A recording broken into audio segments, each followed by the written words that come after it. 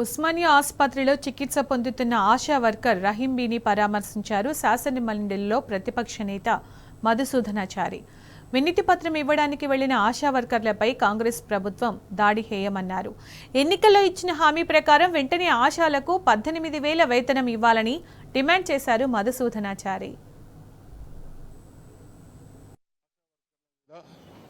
అమానుషమైనటువంటి lathi charge చేసి మహిళలు అనేటువంటి విచక్షణ లేకుండా మగ పోలీసులు హ్యాండిల్ చేసినటువంటి తీరును కానీ వాళ్ళను శారీరకంగా మానసికంగా హింసించడం కానీ తీవ్రంగా ఖండిస్తూ ఉన్నాం. అమానుషంగా వాళ్ళను బండ్లలో మన బస్తాలను విసిరేసినటువంటి తీరు చాలా హృదయ విదారకం.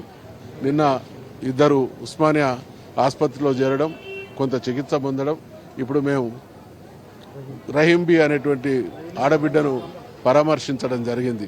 అంటే ప్రభుత్వ దుర్మార్గానికి పరాకాష్ట.